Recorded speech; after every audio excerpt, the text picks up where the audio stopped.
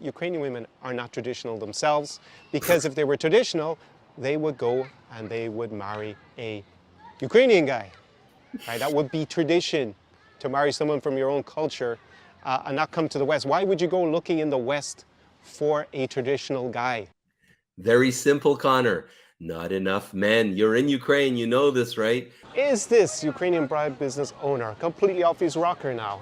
He's trying to claim that basically there are no or almost no men of marriageable age, marriageable men left in Ukraine, implicitly trying to repeat the pro-Russia propaganda line that, you know, all the Ukrainian men are basically dead or invalided because of the war. Really, in particular, because when Ukrainian women, most of them, they left with the war, most of the single women are still outside the country, and most of the men, they can't leave. Absolutely illogical, but, you know, what will we expect any better from this point? So, first of all, Привіт из Odessy. I'm here in Odessa, on the shores of the Black Sea in Ukraine, just in Arcadia, the beach area. And in today's video, I mean, I could go into so much, but we're going to limit ourselves to three main points about why the Ukrainian bride business, in particular this guy, Joe, they're basically in denial about the reality of what's going on here on the ground. And that's why I'm known as the insider by my clients for this region, because first of all, I'm actually here on the ground. I'm not, you know, commenting on what's going on from, you know, how many thousands of kilometers away is Canada at this point, but I'm actually here in Odessa, in Ukraine. So let's get into it. Поехали.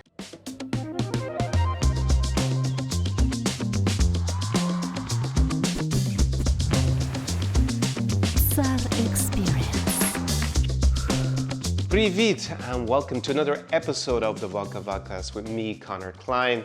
And in today's episode, I'm going to react to some new myths, or maybe they're some rehashed myths from the Ukrainian bride business and how it relates to the current reality in Ukraine. So I've made a series of these reaction videos over the last, say, 15 months, probably maybe around a year, 15 months at this point. And prior to Russia's full-scale invasion of Ukraine on the 24th of February 2022, there was a massive, but I think already maybe declining Ukrainian bride business.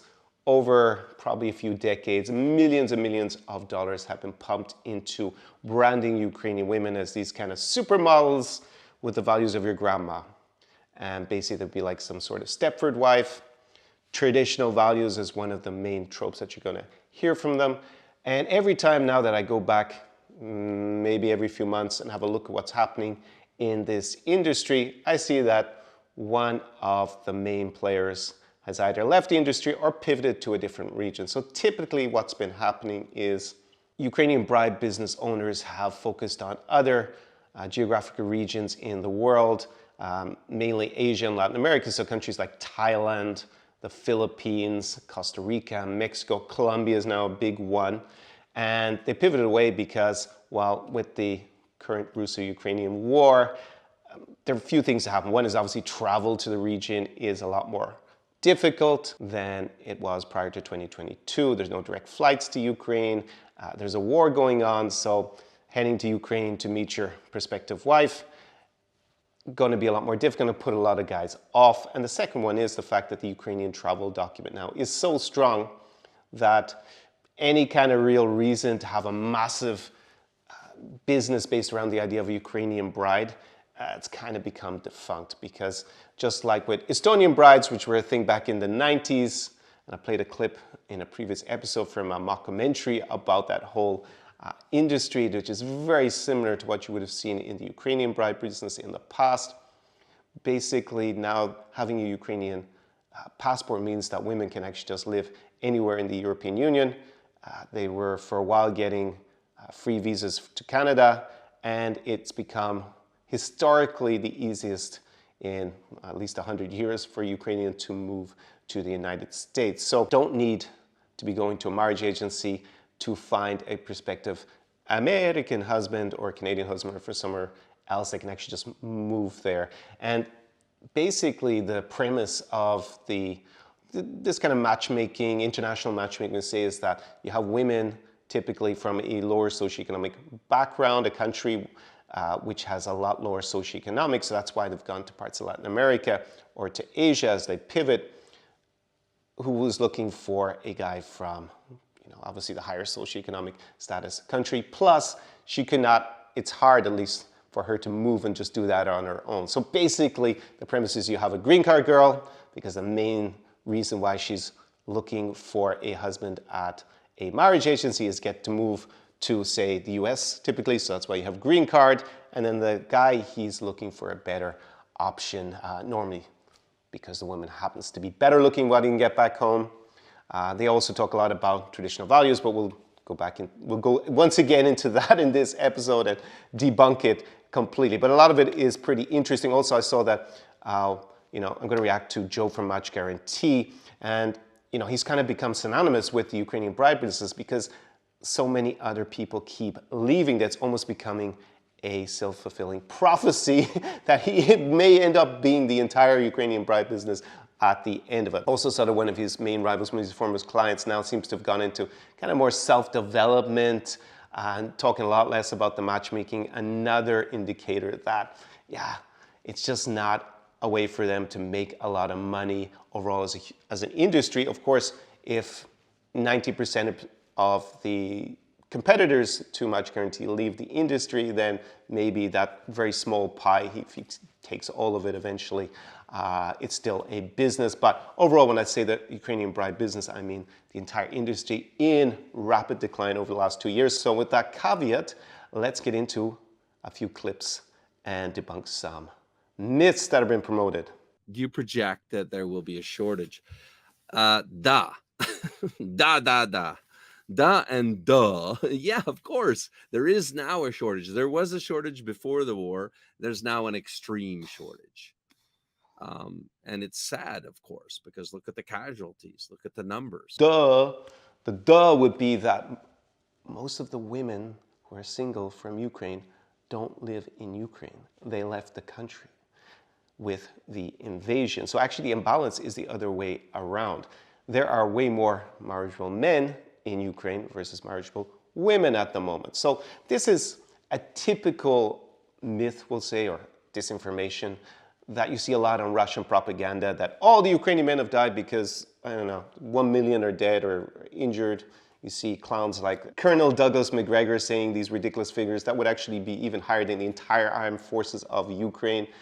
The best indications are that, tragically, maybe somewhere over 30,000 Ukrainian soldiers have died in this war. That's kind of on the back of an envelope estimate that I made myself. And I saw earlier this week that another organization came up with the same kind of figure. That's tragically high, but if you got to think about the fact that 7 million Ukrainians, I think it was 9 million, left the country with the invasion. And because Ukrainian men in general cannot leave if they're of military age, that means that most of them were women, children, and old people. So how many of those women have come back? How many of those were single? I saw that the estimate is about 1/3 of the people who evacuated from Ukraine after February 24, 2022 have returned, which is actually quite high because as a comparison with the Balkans War in the 1990s, after those wars were over, only about 1/3 ever went back, apparently, to the countries in the former Yugoslavia. They mainly had gone as refugees to other parts of Europe. So already 1/3 have come back. But at the moment, just anecdotally, because I wasn't able to find any stats that said, they're single women as opposed to women with families, that in general, the women who come back are more likely to have a husband or a boyfriend back in Ukraine. Therefore, they have a bigger incentive to come back to the country than a girl who's single. That said, some have come back, but it's not. Most of them, if I look at my Instagram of the girls I know from Odessa, the ones that were single, or from Kyiv or from Lviv, I would say that, 70-80% of those are still somewhere either in the United States or in the European Union. Some of those girls seem to have found local boyfriends, or I saw one is actually getting married, but in general, they're still abroad. So if you look at the imbalance between men and women in Ukraine, just use your brain and a little bit of math. If men can't leave in general, then there's going to be a lot more men, especially single men, in Ukraine compared to women. So it's actually pretty good for Ukrainian women in that sense, that they have less competition, the ones who stay behind, and they have the real men coming back from the front. And I think actually for the Ukrainian bride business's target demographic of men, it's going to be a lot harder to compete with the Ukrainian men going forward, especially in light of this war, because their own status has been raised by the fact that they are on the front line defending the country. I can't talk about the future. If this war goes on for a long time, if all the single women come back, would that imbalance change? Well, I'll just have to see how that plays out. Maybe at a certain point, a lot of Ukrainian men will leave the country and go work in the European Union as well. But right now, there is definitely not an imbalance in favor of more single women in Ukraine than single men. It's actually the other way around. There are way more single men than there are single women, from what I can see. And you can see it if you go out and socialize in the evening. Now, Joe hasn't been in Ukraine probably at this stage for about 2 years, so maybe he's just has no idea and he's just reading online just some crazy figures. But use your brain, do a little bit of calculations, and you'll know logically it doesn't make sense what he's saying in respect to that. A bell curve of traditionality. The median traditionality number will call from 0 to 10. 0, not traditional at all, like a millennial today, and 10, like a Duke of War, completely traditional. How traditional would you put American women? The average American woman, say 30 to 40. Let's look at that age group. I'm going to give American women a 1 or a 2. Ukrainian women, again, they're not all super traditional. I mean, everybody's different, but I'm going to say either 6 or 7 or 7 to 8. I think Joe needs to travel a bit more around the world. If his scale is US, Canada is 1 to 2, and then Ukrainians are 7 to 8, where is he putting Afghani women or Kenyan women or Polynesian women or women from most other parts of the globe? They were like at out of 10 at 25 in terms of traditionality. Where are Armenian women? So I'll give him some kudos. At least he tried to plot it out and put it graphically, which is, I guess, a bit of a development. But Ukrainian women are, on the traditionality scale, a little bit more traditional. They're basically more likely to sacrifice their career for looking after the children. So they're less financially emancipated. And other than that, I mean, if we include obesity has been part of the traditionality, like lack of obesity, it's kind of a tenuous link. Yeah, Ukrainian women, especially if they're single, he said between 30 and 40 he was talking about, but under 40, they tend to be slim, don't really have a problem with obesity, which you see in a lot of the countries in the Anglosphere, like the US, Canada, UK, Ireland. Just there's a lot of obesity of especially younger single women. So if you connect that with being traditional, fair enough, that's an extra point. But other than that, let's look at the history of Ukraine. Ukraine was in the USSR. I can compare it to my home country, Ireland. Joe loves to say that he's of some Irish descent as well. No-fault divorce, abortion, was available decades before Ireland. It was available in the Soviet Union. Ukraine was part of the Soviet Union. They've grown up with things that are not traditional.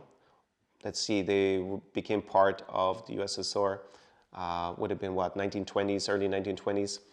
And then the country became independent in 1991, so the communist system collapsed. But there you kind of had an enforced emancipation and destruction of traditionality within the Soviet system. So Ukrainian women for several generations have not been traditional whatsoever. In fact, they would have been more modern maybe than women in Ireland for a long time until recently. So you got to look at the whole idea that Ukrainian women are traditional. Doesn't make any sense. I always like to quote all the stats. Divorce in Ukraine, it's just part of the culture. It's over 50%. It is higher than other parts of the West. It's higher than in North America. Yes, Ukrainian women are more likely to get divorced. It's not there's not much cultural shame to it. That's not traditional. Fertility rate, one of the lowest in the world since the 1990s has been Ukraine.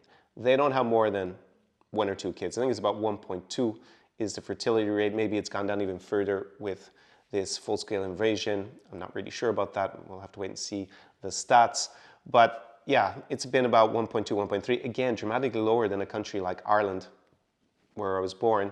I think there it's probably somewhere between 1.8 and 2 in the last 10, 15 years. So they don't have big families. Again, that would be something we call probably more traditional. Religiosity, not very high either in Ukraine. Soviet Union was a atheist state officially, so religion was suppressed for many generations. The stat, I think it's around 15% of Ukrainians go to church, and it tends to be really the older demographic. It's not the younger people whatsoever. It's very rare outside of a special holiday that you see Ukrainians go to a church, no matter what denomination they're from. What else we got? We got promiscuity rate. I actually saw a new study that excluded Ukraine, unfortunately, but it had Ireland, Poland, and Russia. So Poland and Russia, either side, they were more or less the same, along with Ireland. So again, not a massive difference in all of these indicators. I never really understand what they're saying about traditional. Are they cooking and cleaning or something? Can't talk really for 30 to 40-year-olds so much, but 18 to 30-year-olds, not much more likely to cook and clean in my experience or my client's experience than women in, say, Ireland, the UK, maybe a little bit more, but it's not massive again. I like to joke here on the channel that Italian men are better cooks and chefs than Ukrainian women. Love that Italian cuisine, but I also love borscht. So in terms of traditionality, I would put Ukrainians, if Americans are 1 to 2, 3 to 4 maybe, 2 to 3, 3 to 4, this kind of range. I mean, he's talking about 30 to 40-year-olds. I mean, I guess if you went really, really like Babusa age, like 60 to 70, maybe they're a bit more traditional, but yeah, again, apples to apples. So are women in, say, the States are also more likely to be more traditional. I'm not saying that being traditional is good or bad either. I'm just trying to analyze it thoroughly. I wouldn't describe Ukrainian women in general as having traditional values. I'd say they have more princess values, where they kind of want to cherry pick a lot of them. And, they're all great with the mom paying for everything, but they're not exactly Stepford wives. Divorce is still over 50%, so don't be naive that you won't figure out. Okay, guys, again, Connor feeding our fears of what happens in the West. Again, I come back to the same point. You have to become good at choosing wisely. Hone those skills to understand what makes the woman you're dating and going to marry tick, what she's all about. That does take time. Don't get married quickly. Minimum 1 year to court, right? Again, just feeding the fears. Listen. Feeding the fears, being realistic. That's what I'm being. It's just like the premise of this is a green card, metaphorically speaking. And sometimes more than metaphorically speaking, really the girls are interested in a green card. Since I made the last reaction video, I actually had a client who came in. It was really interesting. He had been in Odessa in 2008. So it's actually a year before I first went to Odessa. And he had gone with a friend who had been using these matchmakers, marriage agencies, Ukrainian bride business. It was a different agency to Joe's, to be clear. It's quite a famous one, quite a notorious one in Odessa.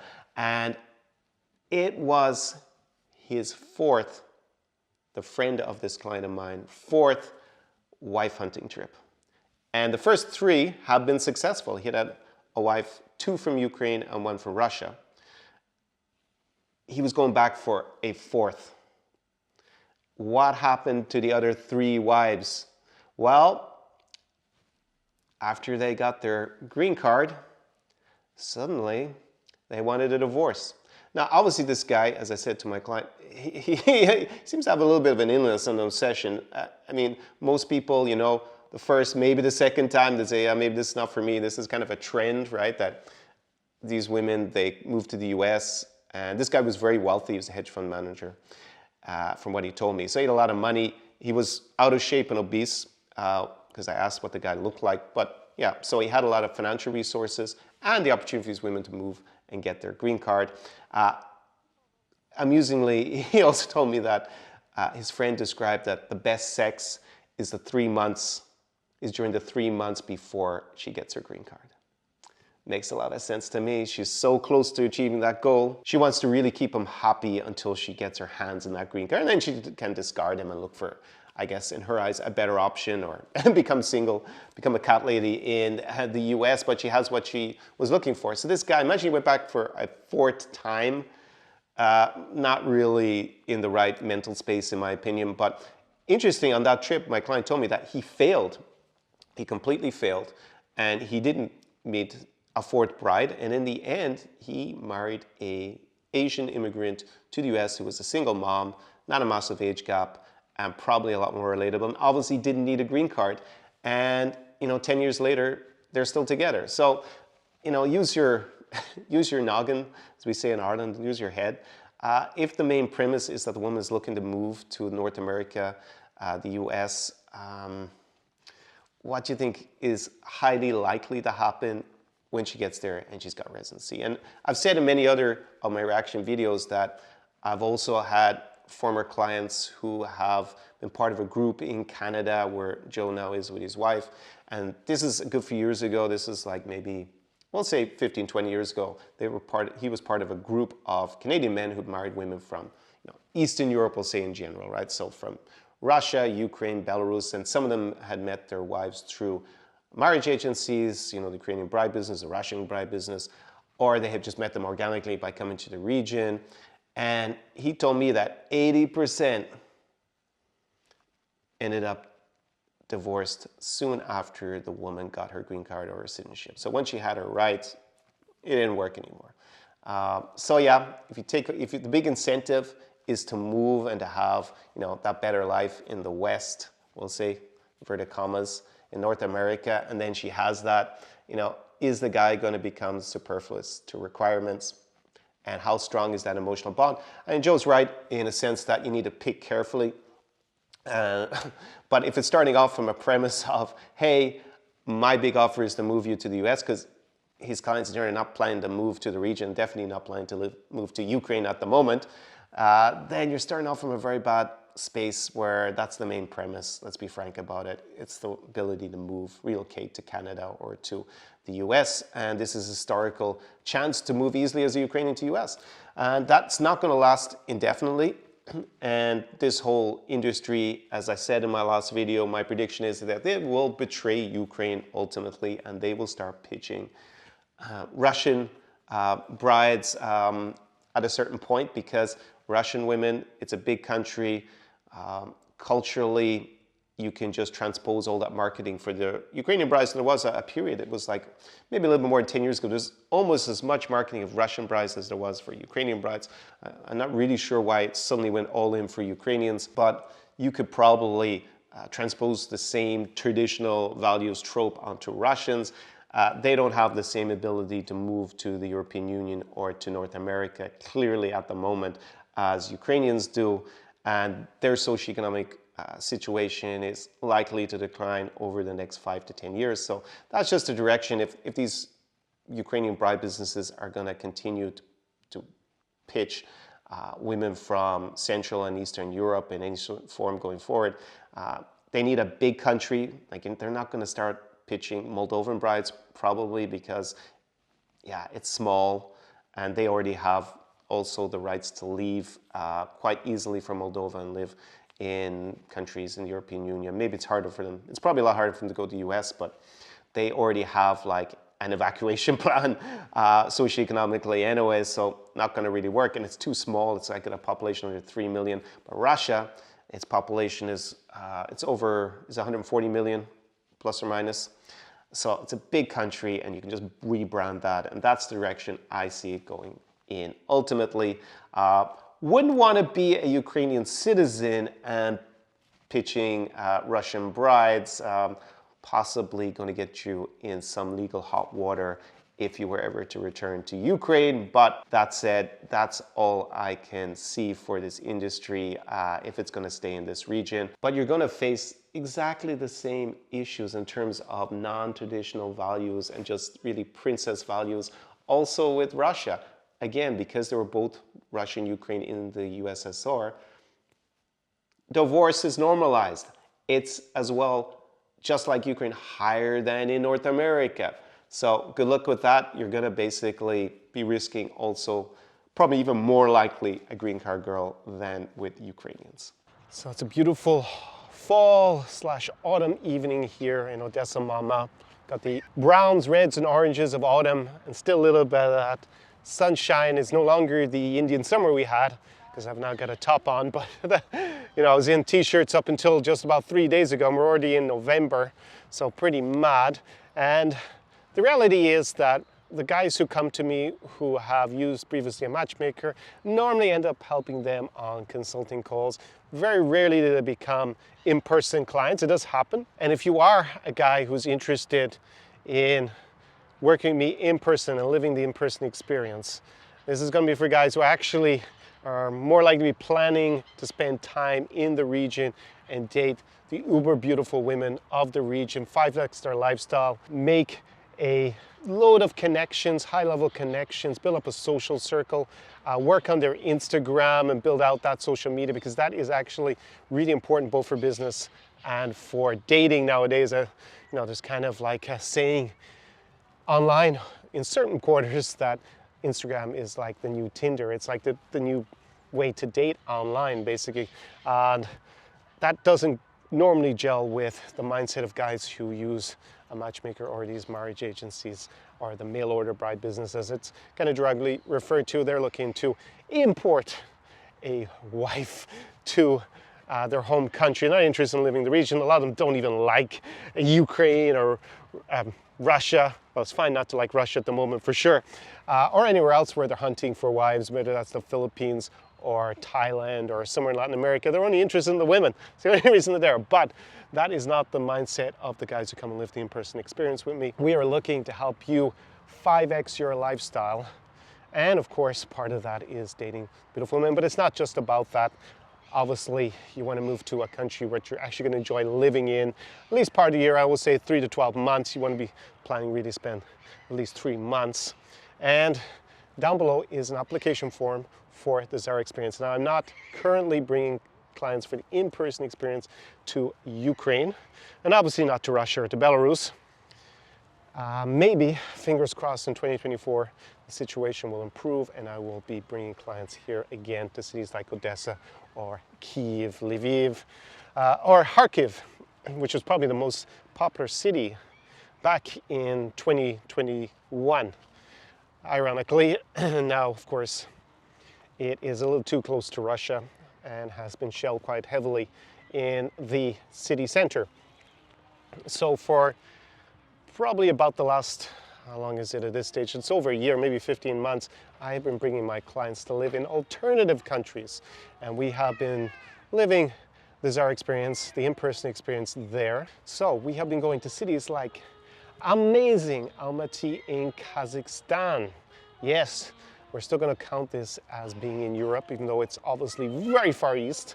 A little bit of Kazakhstan is in Europe geographically. And when you get there, especially the big cities like Astana and Almaty, you will see that it's about 15% European and 85% Asian. And Almaty in particular is just like a beautiful place. It's really amazing.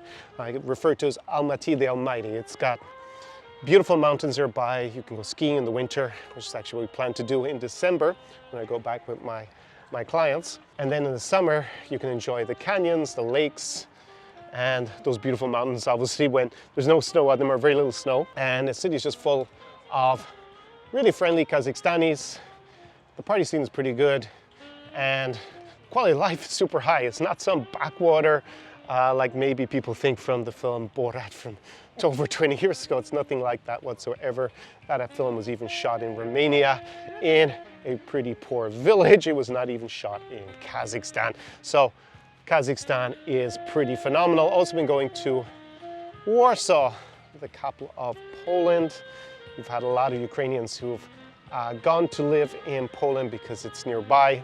It's a big country, and at least the language is reasonably similar. Ukrainian and Polish are not super far apart, and people can be close to Ukraine. So it's full of Ukraine. It's also got a huge diaspora of Belarusians as well as the local pretty Poles. So it's actually a pretty interesting place, I have to say. For me, it's the capital of New Europe, as I've been calling it, which is this area in between the Russian Empire, a Russian sphere of influence. This is basically Russia and Belarus, And of course, until we get to about Germany, we'll say we can call that New Europe in different formats. Let me just walk on. We get to enjoy this guy new saxophone. Da, da, da, da, da. Next up, we've been going to Riga in Latvia. It's on the shores of the Baltic Sea. Bit colder than it is here in the shores of the Black Sea.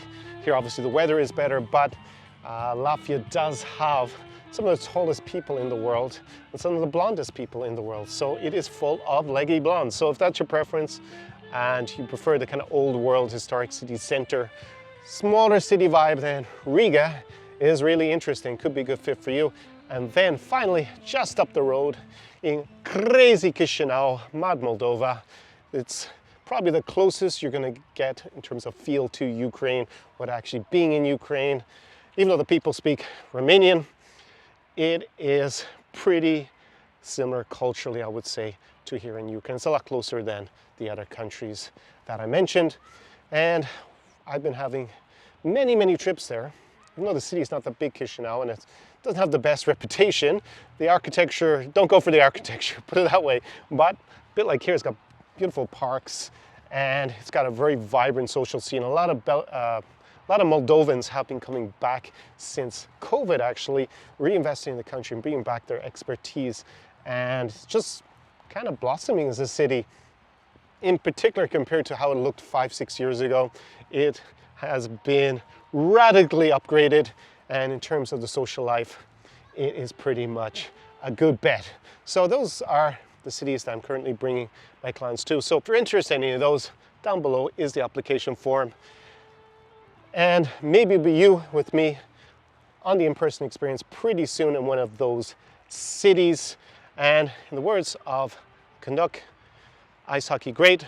Obviously, Joe himself is Canadian, keeps trying to claim to be Irish. I'm a little bit skeptical about that, but I'll give him the benefit of the doubt on his origins in terms of his lineage, where he hails from before. His family is, well, at one point emigrated to Canada, but anyways, he knows who Wayne Gretzky is. Canuck, ice hockey legend of Belarusian, Ukrainian, and Polish origins, and he said you miss 100% of the shots you don't take. So down below is the application form. And on this beautiful evening here in Odessa, Mama, I bid you do побачення, слава Україні, героям слава, до перемоги. SAR Experience.